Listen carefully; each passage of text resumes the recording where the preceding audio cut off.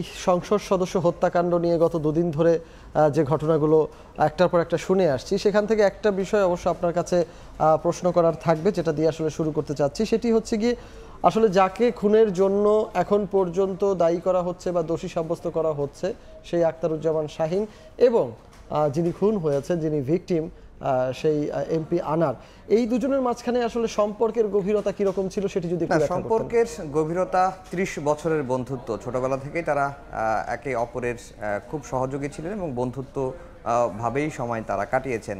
এখন আনোয়ারুজ্জামান যে শাহীন যিনি আছেন, তিনি মূল অভিযুক্ত যাকে করা হচ্ছে, তিনি যুক্তরাষ্ট্রে আছেন। তিনি যখন বাংলাদেশে আসতেন তখনই এই যে সংসদ সদস্য মারা গেলেন তার সঙ্গেই কিন্তু সময় কাটাতেন। ৩০ বছরের বন্ধুত্ব থেকে খুনি আমরা যতটুকু দেখি গণমাধ্যমে যেগুলো এসছে, মেরিন ইঞ্জিনিয়ারের চাকরি ছেড়ে ব্যবসা শুরু করেন, এরপর যুক্তরাষ্ট্রে পাড়ি জমান শাহীন এবং যুক্তরাষ্ট্র থেকে যখনই তিনি বাংলাদেশে আসতেন তখনই শাহীনের একটি কোটচাঁদপুরের বাংলো আছে, সেই বাংলোতেই আড্ডা তারা দিতেন। খুনি হলে বিচার চান শাহীনের পরিবার। শাহীনের পরিবারও খুবই প্রভাবশালী এবং কোটচাঁদপুরের পৌরসভার যে এখন বর্তমান মেয়র রয়েছেন শহীদুজ্জামান সেলিম, তার ভাই, তিনি যেটি গণমাধ্যমকে জানিয়েছেন, যদি তার ভাই অপরাধী হয়ে থাকে, খুন যদি করে থাকে, তিনি তার বিচার চান।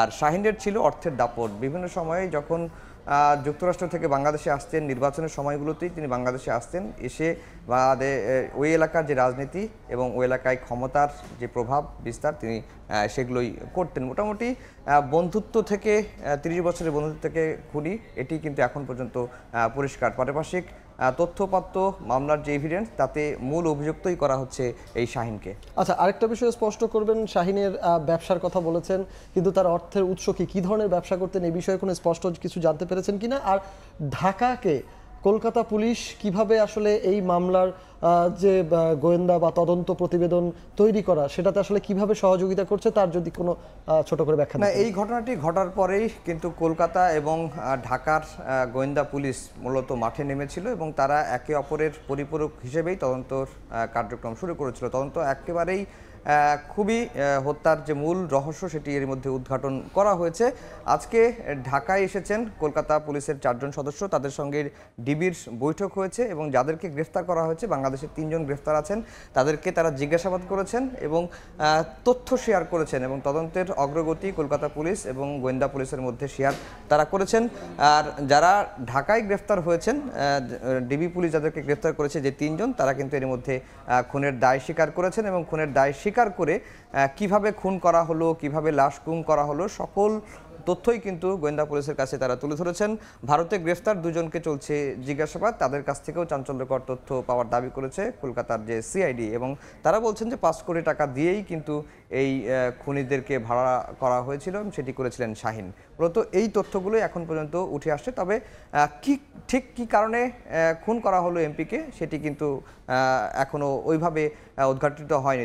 যদিও কলকাতা পুলিশের একটি রিপোর্ট বলছে যে অর্থ নিয়ে দ্বন্দ্বের জেরে তাকে খুন করা হয়েছে। আজকে যার বিরুদ্ধে অভিযোগ শাহীন, তিনি যুক্তরাষ্ট্রে আছেন এবং তিনি যুক্তরাষ্ট্র থেকেই যেটি বলার চেষ্টা করছেন যে তিনি এই হত্যাকাণ্ডের সঙ্গে জড়িত নয় এবং তিনি হত্যাকাণ্ডের দায় থেকে অস্বীকার করেছেন। যখন আবার হচ্ছে গিয়ে যার বিরুদ্ধে অভিযোগ সেই শাহীনকে বলা হচ্ছে তিনি অস্বীকার করছেন, আসলে দুটোর সমন্বয় করলে কি দাঁড়াচ্ছে, পুলিশ কি বলছে সেটি যদি আরেকটু স্পষ্ট। না, তিনি অস্বীকার করেছেন, এটি যেমন সত্য, কিন্তু এখন পর্যন্ত যে ধরনের তথ্যপত্র কলকাতা পুলিশ, কলকাতা সিআইডি, গোয়েন্দা পুলিশ তাদের কাছে রয়েছে, তাতে তিনি দায় এড়ানোর কোনো সুযোগ নেই। কারণ তিনি যে ওই ফ্ল্যাটটি ভাড়া দিয়েছিলেন 30 এপ্রিল এবং সেই ফ্ল্যাটটিতে আরও যে 2 জন আসামি, আমানুল্লাহর কথা বলা হচ্ছে, সিরাজী রহমানের কথা বলা হচ্ছে, তারা ওই ফ্ল্যাটে থাকবেন, এই যে চুক্তিনামা ফ্ল্যাটটির যে মালিক তার সঙ্গে হয়েছে, সেই বিষয়গুলো কিন্তু এখন পরিষ্কার এবং গোয়েন্দা পুলিশ এবং ভারতের কলকাতার যে পুলিশ, তারা সিসিটিভির ফুটেজ পর্যালোচনা করে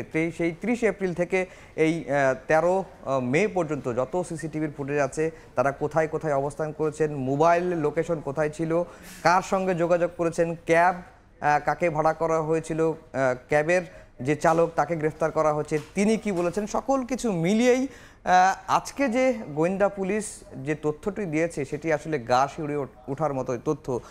ধরা পড়া এড়াতে কলকাতাকে হত্যার স্পট হিসেবে বেছে নেয় খুনিরা। এই যে আমানুল্লাহ সাইদের কথা বলা হচ্ছে, তিনি চরমপন্থী নেতা, তিনি শিমুল ভুইয়া নামে বিদেশে যান এবং সেখানেই 5 কোটি টাকার বিনিময়ে তাকে হত্যা করা হয়। শরীর টুকরো টুকরো করে হলুদ মিশিয়ে রাখা হয়েছিল ফ্রিজে, এবং ফ্রিজ থেকে ব্যাগে ভরে মরদেহের খণ্ডিত অংশগুলো বিভিন্ন স্থানে ছড়িয়ে দেওয়া হয়েছে। ফ্ল্যাটের ভেতরে রক্ত, প্লাস্টিকের ব্যাগ, ফ্রিজে রাখা মরদেহের আলামত কিন্তু সংগ্রহ করেছে কলকাতার সিআইডি। এবং কলকাতার সিআইডি এও বলছে যে এসব তথ্য অ্যানালাইসিস করে, ফরেন্সিক এভিডেন্স বিশ্লেষণ করে এই ঘটনার সঙ্গে, এই কিলিং মিশনের সঙ্গে আখতারুজ্জামান শাহীন সহ মোটামুটি 7 জন জড়িত, এবং শাহীনকেই বলা হচ্ছে মূল পরিকল্পনাকারী, মূল মাস্টারমাইন্ড। তারপরেও এখন মূল যে বিষয় হত্যা মামলায় যেটি হবে, সেখানে মরদেহ শনাক্ত বা মরদেহের সন্ধান একটা গুরুত্বপূর্ণ বিষয়, সেটিও এখন পর্যন্ত যেহেতু হয়নি, দিনকে দিন এই তদন্তটি এগিয়ে যাবে, সেটিরও সন্ধান কিন্তু তারা করা হচ্ছে। যদিও ডিবি বলছে যেভাবে খণ্ড খণ্ড করে মরদেহগুলো বিভিন্ন স্থানে ছড়িয়ে ছিটিয়ে দেওয়া হয়েছে, সেখান থেকে এক জায়গায় করে সেটি উদ্ধার করা এটি আসলে খুব কঠিন সাধ্য বিষয়। তো দেখা যাক, আসলে এটা সময় গড়ানোর সাথে সাথেই হয়তোবা স্পষ্ট হবে মরদেহ কিভাবে খুঁজে পাওয়া যায়, আদৌ পাওয়া যায় কিনা। আপনাকে এত কষ্ট করে আমাদের সাথে আলোচনায় যুক্ত হওয়ার জন্য অসংখ্য ধন্যবাদ আফজাল হোসেন। বাংলাদেশের সংসদ সদস্য আনোয়ারুল আজিম আনারের হত্যাকাণ্ডের বিষয়ে আলোচনা করতে আজ স্টুডিওতে উপস্থিত ছিলেন সহকর্মী আফজাল হোসেন।